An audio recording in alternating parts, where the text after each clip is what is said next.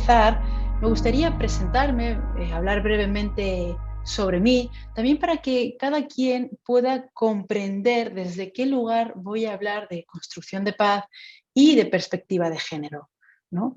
Evidentemente, mi trabajo verso también, ¿no? Y mucho tiene que ver con mi propia historia. Entonces, algunas personas seguramente ya me conoceréis, ¿vale?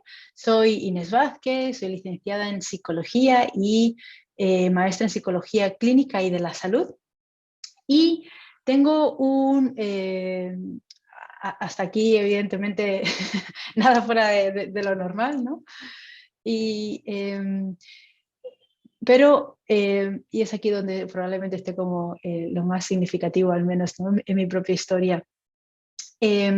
Hice hace varios años una investigación en antropología social donde tuve la enorme oportunidad y el privilegio de poder hacer una investigación en una casa de partos de mujeres indígenas que habían vivido algún tipo de violencia de género y que atravesaban o que vivían un embarazo no deseado y no planeado, y que además muchas de estas mujeres se enfrentaban, ¿no?, a la situación de ser expulsadas de sus comunidades por tener un embarazo extramatrimonial en algunos casos, o simplemente con alguna persona que tal vez no fuera como aceptada, ¿no?, por la comunidad. Y este contexto tan diferente, ¿no?, a probablemente como toda mi historia, o lo que venía siendo como mi historia, en un principio pude observar que muchos de mis interrogantes, ¿no?, partían de una lógica profundamente patriarcal, ¿no? No podía entender cómo estas mujeres se habían embarazado, ¿no? No todos estos embarazos a priori se presentaban como resultado, ¿no?, o producto como de una violación, ¿no?, sino que en ocasiones eran también relaciones consensuadas, ¿no? Entonces, en fin, muchas de estas situaciones que yo en un primer momento y en un segundo y en un tercero, ¿no?, tuve que enfrentar, fueron como realmente choqueantes para mí, ¿no? Por un lado, por supuesto, por toda la carga emocional que implica ver personas viviendo generalmente en una situación profundamente desfavorecida y desfavorable, ¿no? Algunas también eran mujeres migrantes que estaban cruzando Centroamérica para poder llegar a Estados Unidos, mujeres de Guatemala, de Honduras, de El Salvador, ¿no? Y que vivían, ¿no?, y que iban, ¿no?, se dirigían a Estados Unidos embarazadas. Entonces, en este lugar paraban y daban a luz. Permanecían 2 meses aproximadamente, ¿no? Y a partir de ahí, bueno, tenían que salir, que continuar su travesía o quedarse. Muchas evidentemente se quedaban, ¿no?, en este mismo lugar. Y bueno, como comentaba, en fin, hablar de esto evidentemente hace que me enrolle ¿no?, y que me vaya un poco por las ramas, pero lo que quiero decir es que a lo mejor tal vez como lo más significativo de todo, por supuesto creo que la experiencia fue sumamente enriquecedora, ¿no?, y tuve que meterme de lleno a estudiar género, feminismos, ecofeminismos y indigenismo y muchísimas otras cosas más, ¿no? Pero para mí, ¿no?, a lo mejor lo más rescatable, tal vez como para este seminario, es reconocer eh, eh, la importancia, ¿no?, de hacernos conscientes cada uno de nosotros y nosotras de las lentes, ¿no?, que tenemos con las que miramos el mundo. Y muchas de nosotras, y evidentemente de vosotros o nosotros, ¿no? Bueno, hablo de este género masculino y femenino, entendiendo que hablamos también de una cuestión como más líquida, ¿no?, y más fluida, no tan dicotómica, ¿no?, por supuesto. Decía, ¿no?, como que esta mirada generalmente, si no es en el 100% de los casos, esconde también una profunda violencia y una profunda forma de perpetuar también el heteropatriarcado, ¿vale? Entonces, también me gustaría decir, cuando yo hablo de género, ¿no?, hablo o de feminismos o de heteropatriarcado, ¿no?, en fin, cuando hablo como de este tema o de estos temas, algo que a mí me gusta también siempre indicar al principio es que esto de lo que yo voy a hablar hoy o en algunas otras ocasiones, ¿no? No tiene que ver con una defensa de las mujeres, ¿no? En contra, ¿no? O desde un ataque, ¿no? Hacia los hombres y los varones y las masculinidades en general, ¿no? Por supuesto que no, ¿vale? Por supuesto que no. El patriarcado, ¿no? O las sociedades o las culturas, ¿no? Porque tampoco podemos hablar de una única sociedad ni de una única cultura, evidentemente, pero sí de constantes en las sociedades y en las culturas donde hay una mirada dicotómica de la realidad y donde en esta mirada dicotómica de la realidad siempre los valores asociados a lo masculino y las masculinidades y por ende el sexo masculino, ¿no? Tiene más privilegios o es mejor valorado, ¿no? Que todo aquello que ha sido considerado femenino, ¿no? Evidentemente, hablar de masculino y femenino también implica, ¿no? un reduccionismo. Hoy en día, afortunadamente, y gracias al como profundo avance de las ciencias sociales, ¿no? De la historia, de la psicología, de la antropología, de la politología, de la sociología, ya no podemos hablar únicamente de masculino, de femenino, ¿no? Sino que tenemos que hablar de masculinidades, de feminidades, ¿no? Y también sucede lo mismo dentro de los estudios para la paz, ¿no? No podemos hablar solamente de paz, tenemos que hablar de paces, ¿sí?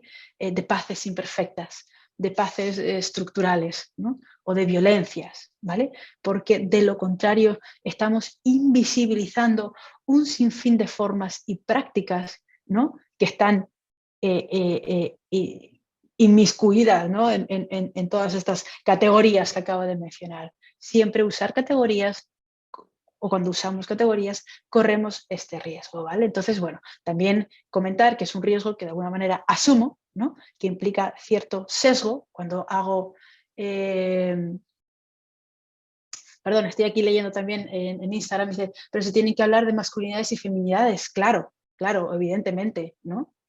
Tenemos que utilizar, por un lado, los plurales y por otro lado tenemos que apoyarnos en el lenguaje, ¿no? Evidentemente. Pero bueno, decir, ¿no? Como que la realidad, ¿no? Y que siempre el lenguaje va a estar como en un nivel relativamente inferior a la complejidad de la realidad, ¿no? Y que afortunadamente los estudios de género y todas estas disciplinas que acabo de mencionar avanzan a pasos agigantados, ¿no?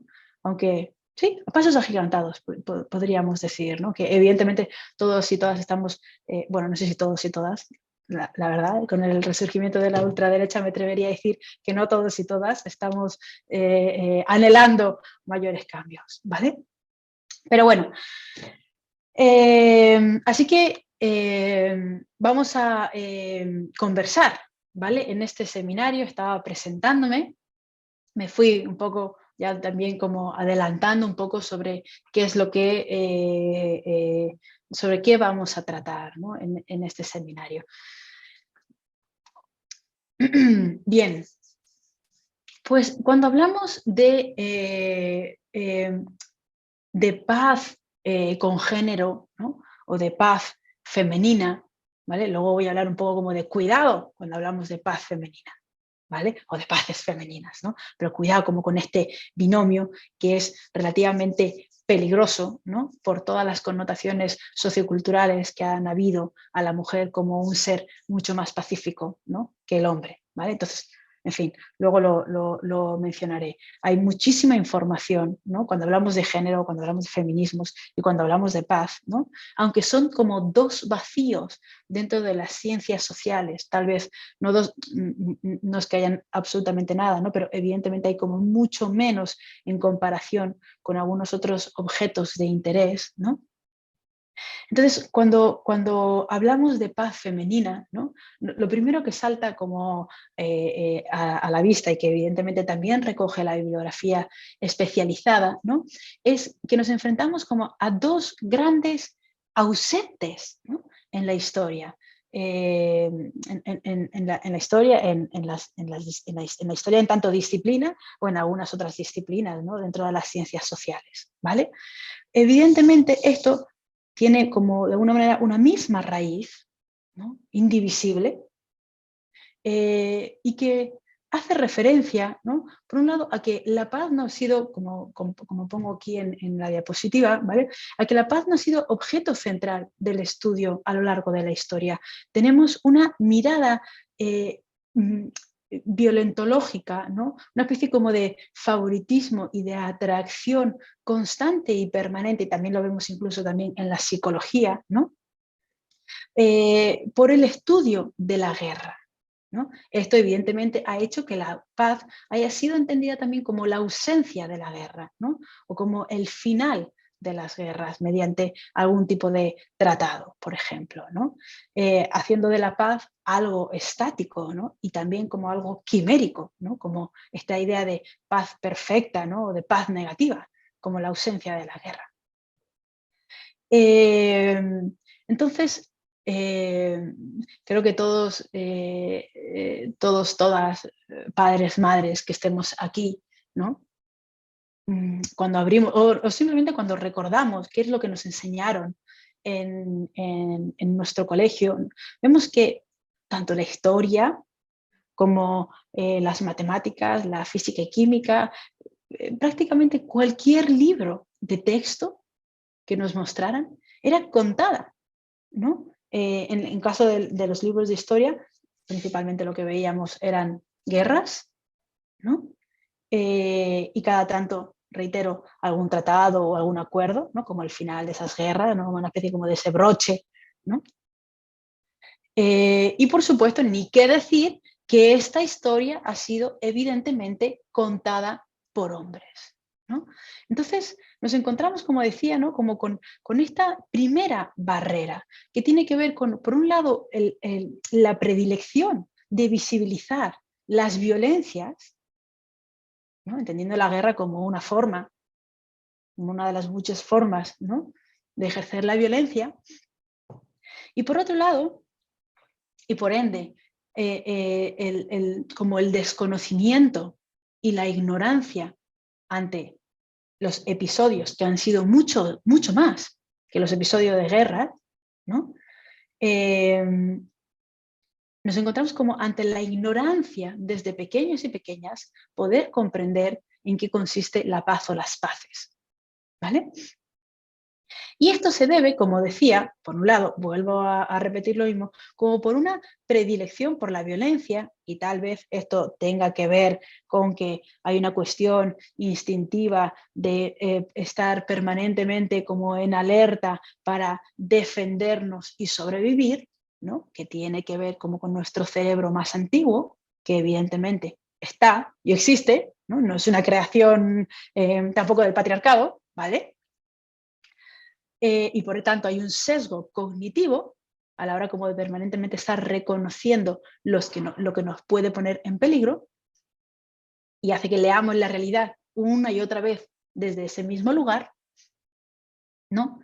Y por otro lado, como decía, esta misma historia, que finalmente es una historia que narra y relata la historia de los hombres, ¿vale? Excluyendo así de estos relatos otras formas, otras prácticas, otras expresiones, otros tiempos, otros espacios y por supuesto otros y otras agentes, ¿vale?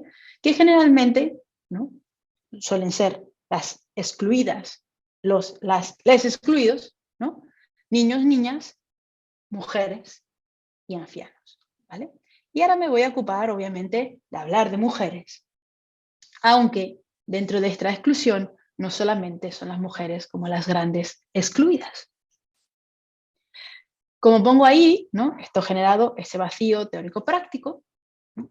Y por otro lado, una disonancia cognitiva que es, grosso modo, como lo que he estado explicando anteriormente, por un lado como un interés de explicar y de comprender la paz, ¿no? Y al mismo tiempo una constante y permanente fascinación por la violencia, ¿no? Y una especie como de relación pegajosa que todos y todas tenemos con la violencia y que también vamos a tener incluso en este mismo seminario, porque he de deciros que voy a tener que hablar de violencia, ¿vale? Cuando hablamos de paz también hay que hablar de violencia, ¿vale? Así que esto no es necesariamente como una crítica o algo que esté mal, ¿no? Pero lo que sí es cierto es que, bueno, hay una... cuando hablamos de estudios para la paz, ¿no? Hay bueno, como cierta incongruencia también, ¿no? Lo cual perpetúa, y que también lo vemos en fin, esto es algo que también los psicólogos y las psicólogas conocemos, ¿no? Que perpetúa como la reproducción, ¿vale? Bien. Ok. En esta como historia, ¿no? Violentocéntrica, violentológica, ¿no? Evidentemente hay una fascinación, ¿no? Por los, no necesariamente como por la violencia desde ese lugar morboso, ¿no? Pero sí hay una fascinación como por todo aquello que ha sido construido y catalogado y categorizado, ¿no? Como masculino. Y esto es finalmente lo que todos y todas conocemos, es una definición entre muchas otras más, ¿no? Pero como patriarcado o heteropatriarcado, ¿no? Esta construcción de la realidad, del mundo o de los mundos, donde lo masculino prevalece por encima de lo femenino, donde los valores que han sido socialmente considerados como masculinos prevalecen por los valores que han sido socialmente considerados, ¿no? En fin, ¿vale? Y dando, ¿no? Como, o más bien como exaltando, ¿no? Esta mística de la masculinidad, ¿vale? Y como favoreciendo, ¿no? La búsqueda del liderazgo y del dominio, ¿no? Generando, como pongo en esta diapositiva, ¿no? La falta de herramientas para resolver pacíficamente los conflictos, ¿no? Entonces, por eso cuando yo decía al principio, este seminario o cuando hablamos de género, no se trata evidentemente de generar un enfrentamiento entre hombres y mujeres, nada por el estilo. Los valores o estos mismos valores o esta misma como supremacía de lo masculino en detrimento de lo femenino es interiorizada por hombres y mujeres por igual, ¿no? Evidentemente, las mujeres, al haber estado ocupando el lugar como más desfavorecido o inferior en esta mirada como dicotómica, son las que, al vivir una mayor desventaja, evidentemente, de oportunidades y una mayor desigualdad, son las que de alguna manera saltan, ¿no? a dar o a luchar, ¿no? por un cambio.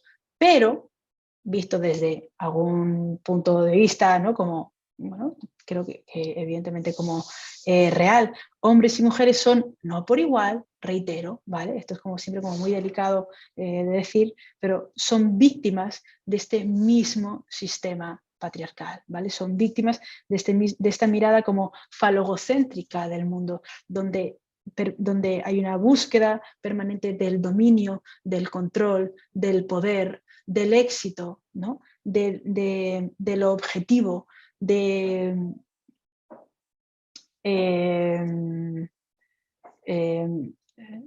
como de lo industrial, de lo racional, del poder, del éxito, ¿no? Valores que no es que por ser hombres se valoren más o mejor, o por ser mujeres se valoren más, sino que simplemente la sociedad y todos y todas que estamos en estos mismos lugares tenemos interiorizados, ¿vale? Y aquí hay una línea como muy delgada que, y que también es importante como traer a coalición cuando hablamos de género, ¿no? Y es como la naturalización, ¿no? de las diferencias. ¿Y a qué me refiero con la naturalización de las diferencias?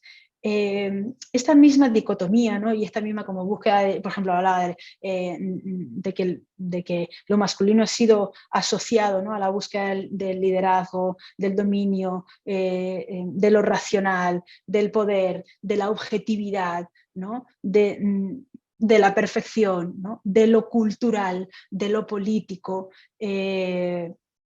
¿vale? En esta como dicotomía. Pareciera como que, y esto es parte de lo que se ha denominado como de la violencia simbólica, de lo que Bourdieu menciona como la violencia simbólica, pareciera que estas características, que estas habilidades o estas actitudes, ¿no?, las poseen hombres y mujeres de forma distinta, ¿no?, debido a cuestiones naturales que hombres por un lado poseen, mujeres por el otro lado poseen. ¿Qué quiero decir? Que pareciera que, ¿no?, y aquí es cuando sexo y género se funden, ¿no? Por eso también muchas veces lo que se dice es que detrás de la violencia de género lo que hay es un sexismo profundo, ¿no? Que realmente, ¿no?, el problema es el sexismo, ¿no? No el género, que tratamos como de deconstruir, ¿no?, estas cuestiones de género, porque realmente lo que hay es el sexismo, es la naturalización, ¿no?, de cuestiones de género, de cuestiones socioculturales, ¿vale? Entonces, hay una atribución de todas estas características como a la biología de las mujeres por un lado y a la biología de los hombres por otro lado. Cuando se ha visto que mujeres educadas, ¿no?, como con otros valores, o mujeres en circunstancias idénticas a la de los varones, hacen lo mismo que los varones, ¿vale? Y a la inversa. Entonces, que los hombres sean más violentos, por ejemplo, ¿no?, y que las mujeres sean más pacíficas. Nuevamente regreso como a esta dicotomía, ¿no? Me interesaría que podamos como ir integrando e interiorizando, ¿vale?, esta dicotomía, que reitero que obviamente no son categorías absolutamente discretas, pero bueno, cuando hablamos, por ejemplo, de estigmas o de estereotipos, ¿no?, lo que intentamos hacer cuando recurrimos, ¿no?, a ellas es rigidizar, ¿no?, estas mismas categorías, ¿no?, de manera que se conviertan en algo estable. Entonces, bien, decía, ¿no?, que algo importante es como la desnaturalización de estas etiquetas, ¿vale? La desnaturalización de la idea de que el hombre es violento por naturaleza y de que la mujer es pacífica por naturaleza. Decía que se ha comprobado que mujeres en situaciones en situaciones actúan de la misma manera que varones y viceversa. Lo que sí es cierto es que desde el momento en el que nacemos hay una educación, ¿no?, que moldea cuerpos y mentes al punto en el que esto pareciera, ¿no?, que es algo inherente, ¿no? Que el hombre, por ejemplo, y reitero y continúo como con el mismo ejemplo, que el hombre es violento y que la mujer es más pacífica. Y esto me gustaría como traerlo a la luz, ¿no?, porque como dije al principio, es algo fundamental, ¿no? Y tiene que ver también cuando trabajamos con género o trabajamos con mujeres que han vivido algún tipo de violencia o en escuelas, ¿no?, o en fin, en diferentes ámbitos, como la mujer históricamente se ha contado, ¿no?, que ocupa ese lugar más cerca de la naturaleza, ¿no?, mientras que el hombre ocupa ese lugar como más cerca de la cultura, la mujer de lo subjetivo, de lo intuitivo, el hombre de la razón, ¿no?, de lo objetivo. Pareciera como que la mujer es más pacífica por naturaleza. Aquí hay obviamente un montón de interrogantes, ¿no? Sabemos que la mujer por naturaleza no es más pacífica, pero el hecho de que la mujer sea, o más bien ejerza la maternidad, ¿no?, pareciera que pudiera tener que ver con que esto pacifica a las mujeres en tanto que busca el cuidado, ¿no?, de sus hijos e hijas, ¿vale? Para que no vayan a la guerra o para que, ¿no? Entonces, pareciera como que la maternidad es un elemento importante, ¿no? Que en la búsqueda, por ejemplo, de la pacificación de los conflictos, ¿no? Tiene mucho que ver porque crea, ¿no? O busca más bien generar sociedades como un poco más estables. Ok, pero decía, ¿no? Y como continuando un poco como con esta idea de mujer pacífica, ¿no? Hombre violento, la mujer pareciera como que tiene que soportar un sinfín de violencias, ¿no? Y de desigualdades y de diferencias que hay a la hora de poseer recursos, tierras, voz,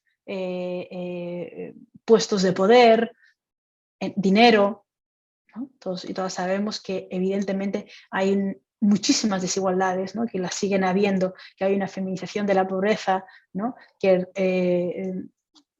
aunque hay algunas mujeres que ocupan cargos de poder, las cuestiones de género no están todavía integradas en las políticas ni en las agendas, ¿no?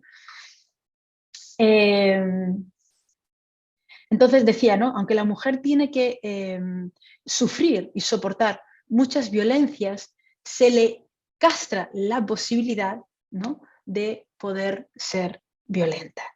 Entonces, esto es como una especie de doble, ¿no? Revictimización, en la cual, por un lado, soporta diferencias, soporta desigualdades, ¿no? Pero como está más cerca de la naturaleza y es pacífica, ¿no? Y tiene este instinto maternal, y es intuitiva, y es sensitiva, y es lunática, y es amorosa, y es acogedora, etc., ¿no? Además, no puede expresar, ¿no? Su propia violencia, lo cual, ¿no?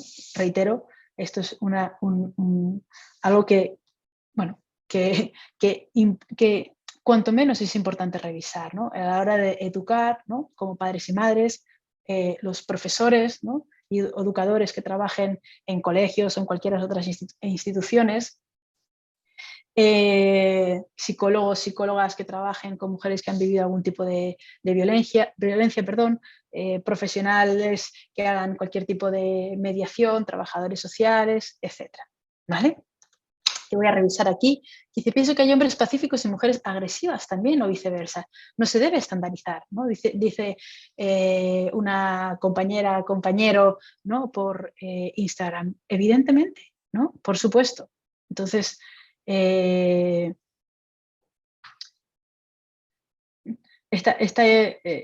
cuando hablamos de estudios para la paz, ¿no? Lo que intentamos hacer es contar esa otra historia, ¿no? O más bien la misma historia desde un lugar diferente.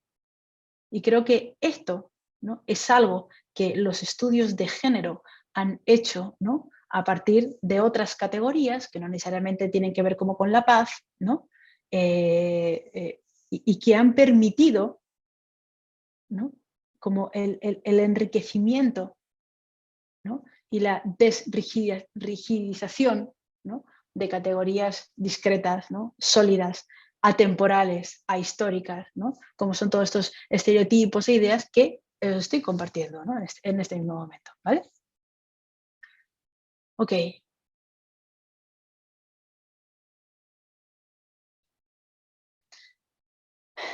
Bueno.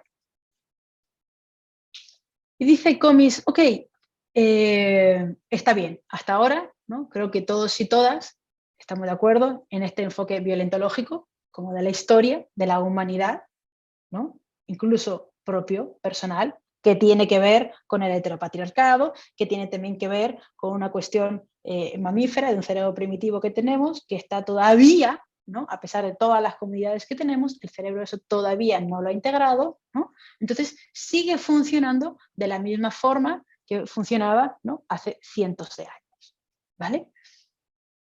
Y dice Comis, bueno, para transitar, ¿no? De este enfoque violentológico, ¿vale? A un enfoque patológico, lo primero que vamos a encontrar va a ser una especie como de impotencia interiorizada, ¿no? Y yo creo que eso es algo, ¿no? Y que hay que de alguna manera como transitar, ¿no?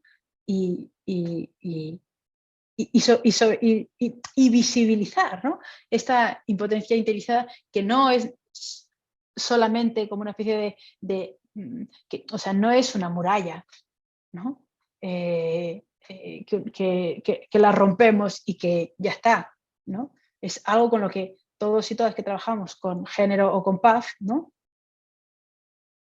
Estamos permanentemente como que llevamos, por así decirlo, junto con nosotros, ¿no? Y nosotras en nuestra mochila, ¿vale? Esta impotencia interiorizada, de poder como revertir, ¿no? De poder como transformar o de poder transmutar este enfoque violentológico, ¿no? Hacia un enfoque más patológico, ¿vale? Y yo creo que es importante, ¿no? Y bueno, no solamente lo creo yo, tal vez lo que yo crea no es tan significativo, ¿no? Pero evidentemente, como vamos a ver aquí, no es como obligatorio, ¿no?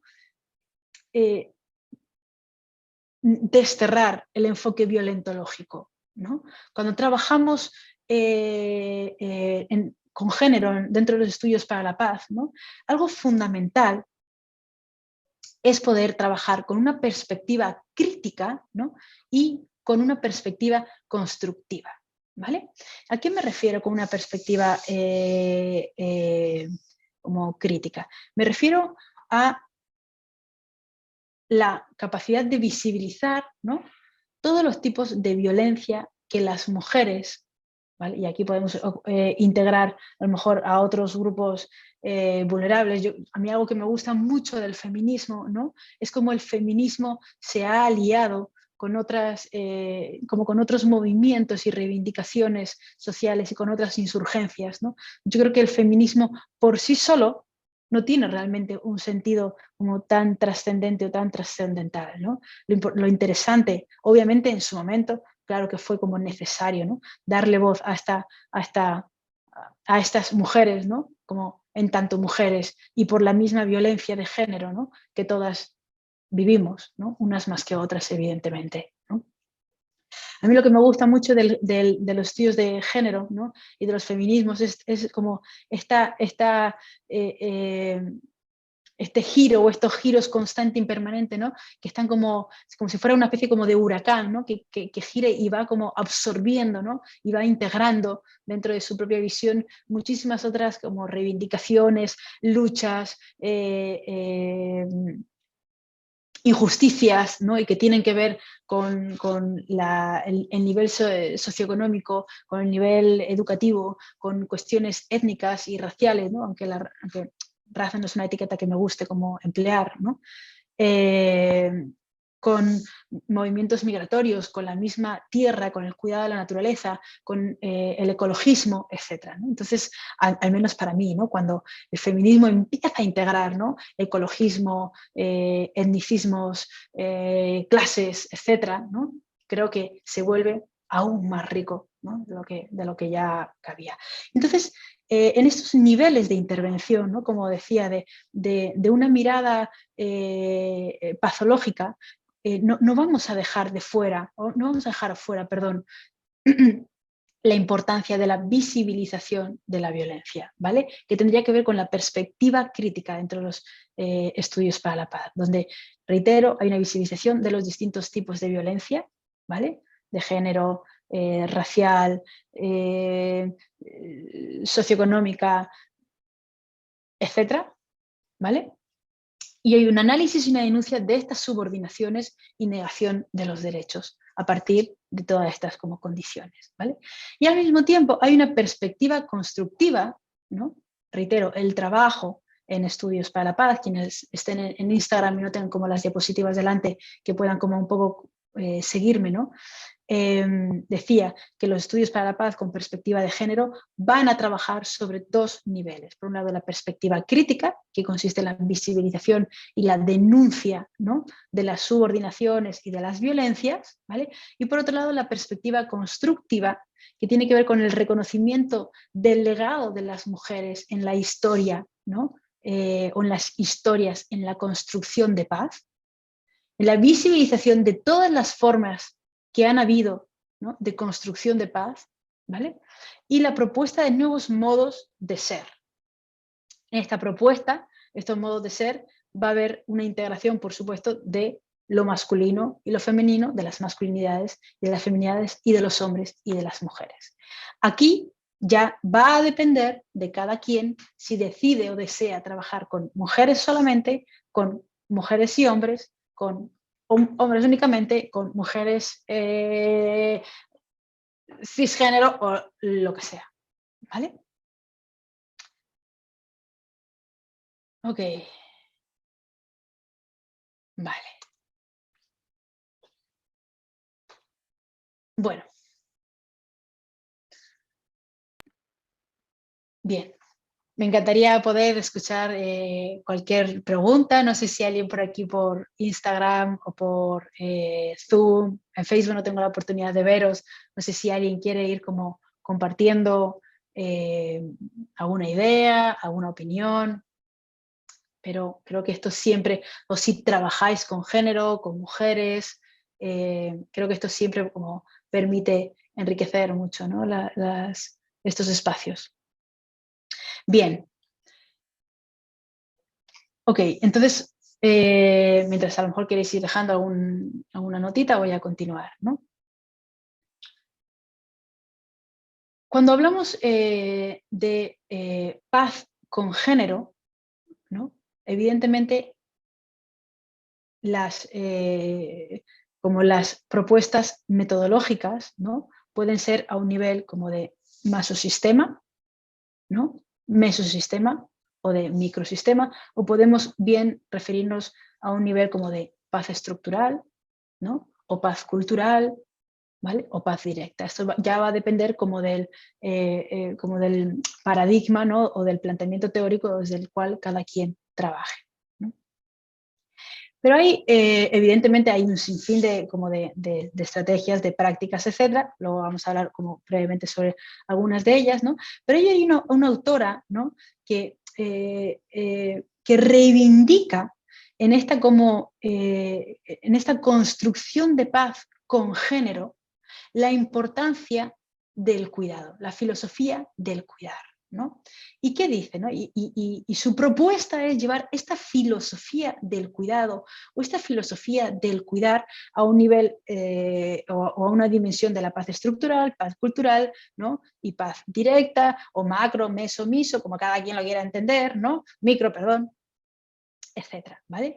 Y eh, me gusta incluir, ¿no?, como esta propuesta, porque creo que mucho tiene que ver también con nosotros, para los que no nos conozcáis, también trabajamos con mindfulness, ¿no?, con un mindfulness basado en evidencias, y cuando hablamos de mindfulness es imposible no hablar de compasión, ¿no?, porque, bueno, aunque tal vez desde un mindfulness como más ortodoxo la compasión no haya sido como mencionada tanto, hoy por hoy, ¿no?, se tratan como de dos aspectos inseparables, ¿no?, y que están en permanente como retroalimentación, y que al hablar de una cosa pues implica hablar de la otra, y que al hablar de la otra implica hablar de una, ¿no?, y que van en la misma dirección, ¿vale? Entonces, esta filosofía del cuidado como una intervención en la construcción de paz de género me encanta, porque creo que está profundamente vinculada con la idea de compasión dentro de los estudios de mindfulness. Y dice esta autora, bien, ok, a las mujeres nos han enseñado, ¿no?, a cuidar, ¿no? Ya sea porque nuestras hormonas así lo dictaron, que lo dudo, ¿no? Pero bueno, desde una mirada como más biologicista, ¿vale? O ya sea probablemente porque nos han obligado y nos han enseñado. Aquí yo creo que no hay que volverse como tan radical. Evidentemente nos han enseñado y nos han adoctrinado, ¿no?, a cuidar las mujeres,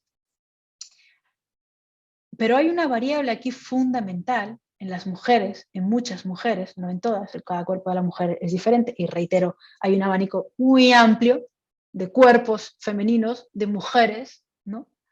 No todos son iguales, en fin, ni a nivel biológico, ni por supuesto a ningún otro nivel, ¿no? Pero el hecho de que la mujer tenga la capacidad, las mujeres, en fin, cuidado, ¿vale? Porque aquí no quiero herir, ¿no? Y quiero ser como muy consciente y cuidadosa y cautelosa, ¿no? De la importancia de resaltar las diferencias, ¿no? El hecho de que algunas mujeres tengan la capacidad de reproducirse y de alimentar, ¿vale? Embarazo y lactancia, ¿no? Esto genera como una brecha, ¿no? Entre, por supuesto, lo masculino, ¿no? y lo femenino, ¿no? Y toda esta asunción, ¿no? De categorías de las que anteriormente he hablado. Ya sea porque la mujer pare, ¿no? Y alimenta, ya sea porque sus neuronas lo dictan y sus hormonas lo dictan, que lo dudo mucho, ¿no? Ya sea sobre todo porque nos han adoctrinado a ello, ¿no? Ya sea porque reproducimos este mismo adoctrinamiento, esta misma historia, estos mismos valores, ¿no? Categorías, etc. Es que pareciera que nos han enseñado a cuidar mejor. Y en esta enseñanza, ¿no? Al cuidar, del cuidado, que tiene que ver con un valor fundamental dentro del pacifismo, ¿vale?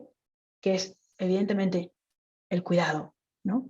Y la empatía, que es algo que se desarrolla, ¿no? Cuando a mí me explican qué es lo que está sintiendo otra persona. Aquí veo que alguien levanta la mano, ahora vamos a escuchar. Dice Paola, ¿en dónde queda el instinto? Vale, ahora voy a mencionar sobre esto, ¿vale? Gracias. Entonces decía, ¿no?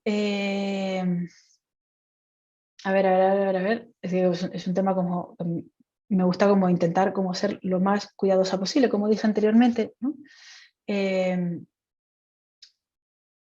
Vale, ya sea que nos han enseñado, ¿no? Cómo a cuidar, y decía que el cuidado es un valor que está vinculado con el pacifismo, ¿no? Y que a su vez también integra el cuidado, la empatía, que es otro de los valores también vinculados al pacifismo, ¿vale? Y que la empatía, por un lado, tiene un componente biológico, ¿no? Que son las neuronas espejo, ¿no? Las que nos permiten como mapear el mundo externo, pero también viene la empatía, o es más bien como socialmente enseñada la empatía, cuando uno creería que las neuronas de espejo se encargan de hacer todo, no me tienen que enseñar a ser empático, a las mujeres se les han enseñado a ser más empáticas, ¿no? Porque se les han enseñado a validar más que a los hombres, ¿no? Que se les han enseñado más a ignorar la expresión emocional de las demás personas.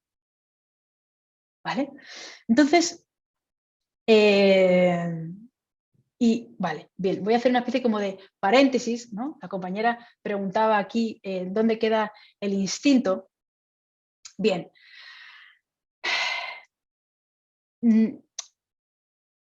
Supongo que por instinto te refieres como a estos impulsos, ¿no? Porque habría un poco como que definir eso, ¿vale? No hay un instinto puro, ¿vale? Yo creo que aquí el error radica, ¿no? Y es una pregunta bastante complicada, ¿vale? Yo creo que, y voy a intentar responderla, ¿no? De la mejor manera, pero yo creo que el error radica en creer que el instinto consiste en una categoría absoluta. ¿Vale? El instinto no es una categoría absoluta. Claro que hay cuestiones biológicas, ¿no? Que tienen que ver con la segregación de hormonas, que eso es a lo que te refieres como instinto, digo yo, ¿no? Como algo como más orgánico, ¿no? Que tiene que ver como con cuestiones hormonales de sobrevivencia, de supervivencia, ¿no? Y que, como decía anteriormente, se encuentran como en el corazón, ¿no? De este cerebro primitivo o antiguo que todos tenemos, ¿no? Que todos y todas tenemos, ¿vale? Entonces, claro que hay una parte, ¿no? Que tiene que ver con esta cuestión como mamífera, instintiva, biológica, irracional, por así decirlo, donde encontramos la ira, el asco, el miedo, el enojo, etc. ¿Vale? Ok, es cierto, hay una parte, ¿no? Por supuesto. Ahora bien, no solamente somos eso. Muchos han hablado como de 3 cerebros, ¿no? Pero no hay una expresión instintiva que no es mediada por la cultura o que no sea mediada por la cultura. Como tampoco hay una expresión cultural que no tenga un correlato también biológico y una explicación biológica de fondo. El consumismo, las guerras, el materialismo, ¿no? Etcétera. Mucho viene dado, ¿no? Por cuestiones, obviamente, o sea, reitero, no solamente podemos estar hablando como del instinto, ¿vale? Hay una mezcla, ¿no? De este cerebro viejo con un cerebro como más nuevo, ¿vale?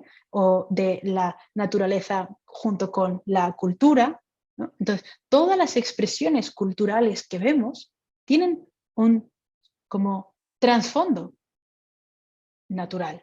Y todas las expresiones naturales son modificadas por la cultura, ¿vale? Por eso es importante, ¿no? Que lo instintivo, como decía la compañera, ¿no? Lo biológico, no siempre esté, o más bien nunca esté realmente a merced como de la expresión viva, ¿no? Porque probablemente expresemos cuestiones profundamente tiranas, ¿no? Del ser humano. El amor, la compasión, el cuidado, etcétera, está más vinculado como a ese cerebro nuevo, que es el cerebro como el más complejo de todos, ¿no? Y el que de alguna manera tiene que lidiar con ese, con ese fuero interno, ¿no? Que nos lleva que puesta al servicio de una lógica o de una razón maquiavélica es lo que termina en una guerra, ¿vale? Entonces, bien, yo estaba antes hablando, ¿no? De la, creo que es un tema sumamente amplio, ¿vale? Y que al menos para mí, ¿no? Como además soy, como tiendo mucho, ¿no? Como estoy haciendo ahora mismo, ¿no? O sea, me cuesta como mucho ir a lo concreto, ¿vale? Y que además es un tema profundamente amplio, hablar de género, de perspectiva de género, ¿no? De violencia y de estudios para la paz, ¿vale? Es imposible, ¿no? No diversificar la conversación. Ok, entonces estaba diciendo, ¿no? Que hay esta autora que propone que la mujer ha sido adoctrinada para ejercer mejor el cuidado, ¿no? Y que los estudios para la paz, ¿no? Deben integrar esta perspectiva, ya sea para trabajar con una paz a nivel estructural, ¿no? O una paz a nivel cultural o una paz a nivel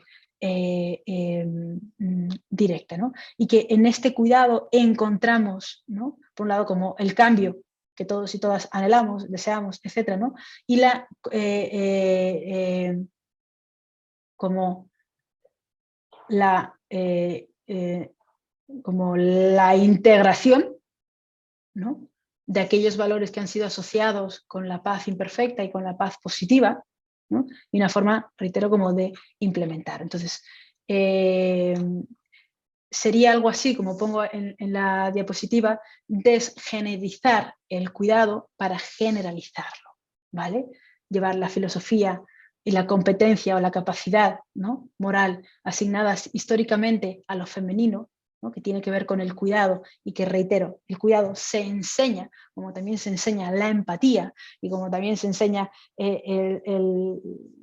vemos que realmente lo que me gusta como de esta perspectiva como de la filosofía del cuidado, ¿no? Es que cuando miramos como de cerca el cuidado, ¿no? Vemos que tiene que ver, por un lado, como que el cuidado afecta en múltiples niveles, ¿no? Afecta a la supervivencia y al desarrollo de los niños y las niñas, ¿no? Pero además también genera habilidades como la empatía, como el compromiso, ¿no? Como la paciencia, la responsabilidad o la ternura, ¿no? Entonces,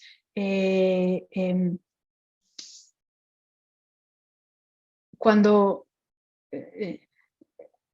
o sea, cuando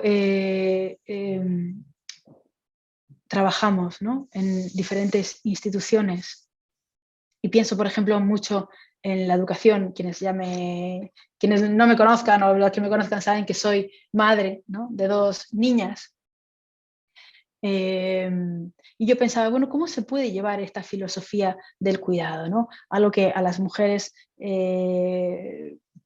desde un primer momento, ¿no?, se nos ha como interiorizado, pero a los hombres se les permite, ¿no?, ser profundamente como descuidados y desconsiderados. Que se les permita no significa que lo sean ni de forma natural, ni que luego desarrollen estas mismas actitudes. Obviamente también a muchísimas mujeres también se les permite, o sea, ¿no? Reitero que no estamos hablando como de 2 formas. Y en el momento en que enseñamos a los niños, ¿no?, a ser como cuidadosos, y yo pensaba, claro, los niños deben de cuidar por supuesto, de cuestiones como materiales, ¿no?, de sus útiles, objetos, demás, pero también se les tiene que enseñar a cuidar de los demás compañeros y compañeras. Y además también se les tiene que enseñar a cuidar de la naturaleza, ¿no? Y empezaba a pensar como de cuestiones obligatorias que deben de estar dentro de la currícula de los centros educativos y que tienen que ver con el cuidado, ¿no? Y que además, ¿no?, puede ser como expuesto así tal cual, ¿no?, en debates internos, ¿no?, en asambleas internas, ¿no?, etcétera. ¿Vale?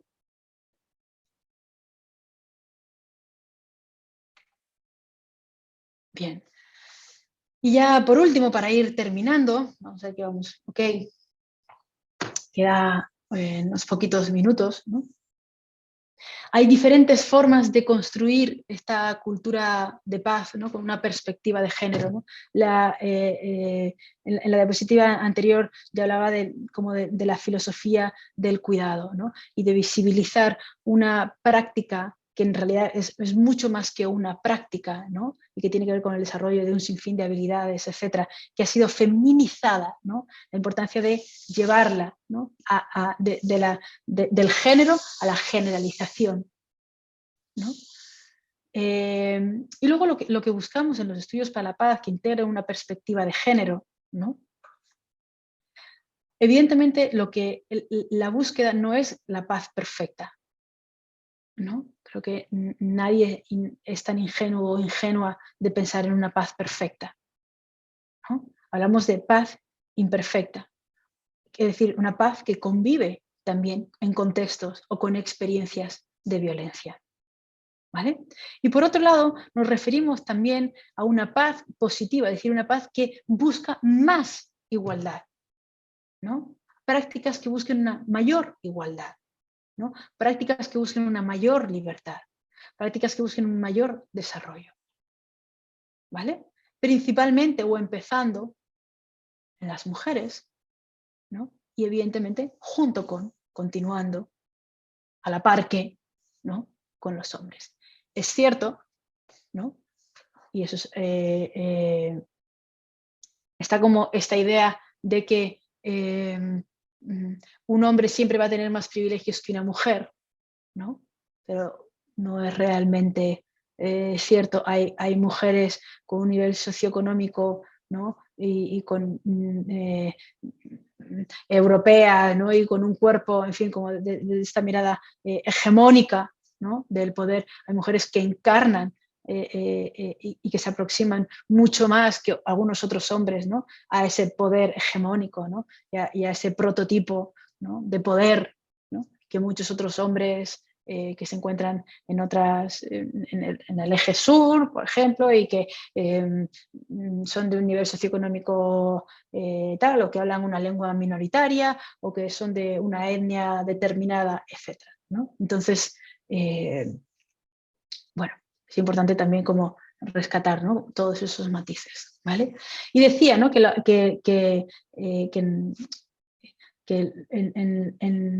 hablaba, ¿no?, de la construcción de paz, ¿no?, de paz positiva, ¿vale?, con una perspectiva de género, ¿vale? Entendiendo la violencia de género, que, como decía anteriormente, lo que subyace generalmente es un profundo sexismo, la naturalización de esas diferencias, ¿no?, y de estas desigualdades, ¿no? como una forma fundamental de expresión de la violencia.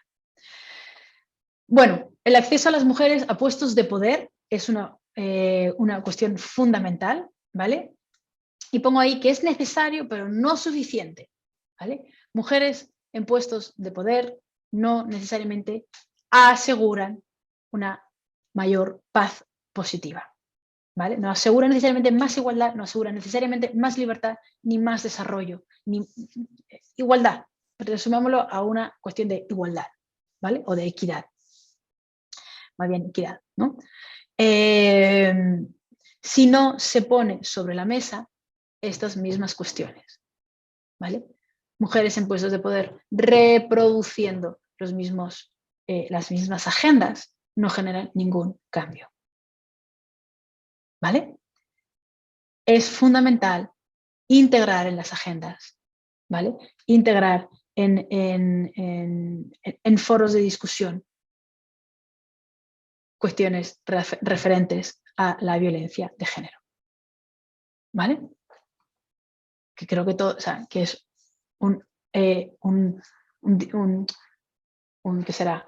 O sea, que es infinito hablar de violencia de género, ¿no? O sea, que da realmente para hablar de un sinfín de desigualdades, como decía anteriormente, económicas, educativas, la doble jornada de las mujeres, al interior del hogar, etcétera, etcétera, etcétera, etcétera, etcétera, etcétera, etcétera, etcétera. ¿Vale? A nivel judicial, a nivel policial. Obviamente, estos puestos de poder, ¿no? O estos niveles como macrosistémicos de los que hablaba anteriormente, tienen que estar vinculados y tienen que haber canales de comunicación, ¿no? Entre Estado y asociaciones. Las asociaciones, principalmente aquellas que trabajan con mujeres, son las como encargadas de recoger, ¿no? Lo que sucede a nivel microsistémico, a nivel como de las mujeres o, ¿no? De campo, ¿no? Como en el campo, en la arena social, ¿no? Y de establecer acuerdos y comunicados con, ¿no? con el Estado u otras instituciones de un poder mayor. Estas instituciones estatales tienen obviamente la obligación, ¿no? de a su vez cumplir, ¿vale? con lo que sea que se esté proponiendo o exigiendo a un nivel como, en este caso, por ejemplo, en España, en la Unión Europea, ¿no? o lo que proponga ONU Mujeres, etc. ¿vale? Hay muchos organismos internacionales, ¿vale? frente a los cuales los gobiernos estatales de los países debieran como subordinarse, debieran integrar, ¿no? Y no dejarlo nada más que en pura palabrería, ¿no? y papelería. ¿Vale? Entonces, las asociaciones, las ONGs, principalmente aquellas que trabajan obviamente con mujeres, son fundamentales. Educar para la paz, esto significa llevar la perspectiva de género también, ¿no? A escuelas. Se ha demostrado que los profesores recuerdan mejor el nombre de los varones, que los nombran más, que al final esto perpetúa las diferencias, que los espacios en las escuelas están divididos también por juegos, por tiempos, donde los hombres perpetúan sus habilidades y sus destrezas dedicadas, en fin, esto que ya mencioné, ¿no? ¿Vale? Entonces, importante integrar la perspectiva, educar a los educadores, ¿no? en perspectiva de género, y en construcción de paz, ¿vale? Y aquí podemos meter como la filosofía del cuidado de la que mencionaba anteriormente. Foros de discusión acerca de cuestiones de género, ¿no? Es otra forma también de construir paz, con una paz femenina, ¿vale? Y canales de denuncia y observatorios de violencia. ¿Vale? Para mí los fundamentales, obviamente, bueno, son todos, por supuesto, ¿no? Pero como a un nivel como más particular, yo creo, ¿no? Como decía anteriormente, no porque haya mujeres genera esto un cambio. ¿Vale? No porque haya más mujeres en un trabajo hay realmente un cambio, no necesariamente. ¿Vale? Para que haya realmente un cambio es fundamental poner sobre la mesa, crear espacios y foros de discusión, ¿vale? Y canales de expresión y de denuncia de violencia, ¿no? Donde se dialoguen y se conversen acerca de estas desigualdades, de esta falta de oportunidades, de desarrollo, de libertades, o lo que cada quien, ¿no?, necesite poder compartir. De lo contrario, estamos simplemente poniendo más mujeres en más puestos de trabajo, por así decirlo, o en algunos puestos de trabajo, ¿no?, pero perpetuando la violencia desde el sentido común, que es lo que Bourdieu ha denominó, como dije anteriormente, violencia simbólica, ¿vale? Si nos dejamos llevar por el sentido común, pues bueno, sí parece que ya va a ir cambiando la cosa, o esto está así, pero no sé qué. No. Entonces, es una especie como de llamado y también, bueno, en fin, como al activismo, ¿no?, al microactivismo, por así decirlo, ¿vale? Bien, pues creo que ya vamos como un poco fuera de tiempo, así que me gustaría ir terminando. Quienes estén interesados, interesadas en estudios para la paz y prevención de la violencia, quienes trabajen en espacios donde haya o en contextos de violencia o en situaciones de violencia y que deseen integrar protocolos estandarizados para detectar las violencias, para reconocer las violencias y para trabajar e incidir directamente sobre ellas a partir de estrategias basadas en construcción de paz y en cultura de paz, y formarse como peace builder o como constructor de paz a partir del protocolo de UNESCO, ¿vale? Y quien necesite herramientas, insisto, porque a veces es como muy difícil de aterrizar como todas estas ideas, os invito a conocer el programa en construcción de paz y prevención de la violencia, que es un diplomado que facilitamos, que ofrecemos diferentes docentes y expertos en el tema de México, Argentina, Colombia, Austria y Estados Unidos, ¿vale?, acerca del tema. Iniciamos dentro de muy poquito, dentro de 3 semanas, el miércoles 30 de marzo. Es la 5ª edición de este diplomado y hay un campus web, las clases son online en vivo.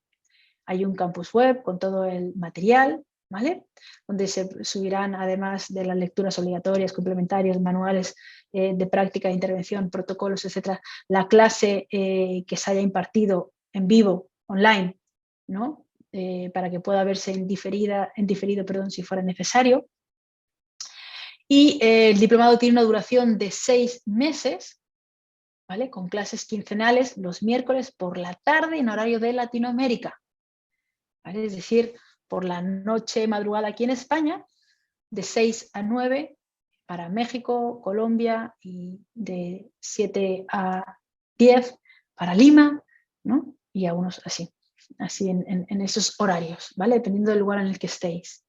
Entonces, bueno, si queréis recibir más información, podéis comunicaros por Instagram o por correo a info@ tenemos varios correos, estudiosytecnologiasparalapaz.com, o podéis escribir por redes sociales, que vamos a estar siempre como pendientes, ¿vale? Espero que este seminario, os haya sido de utilidad, que haya servido para despertar la curiosidad en cuestiones, gracias a las personas que están agradeciendo por Instagram, espero que haya servido para despertar la curiosidad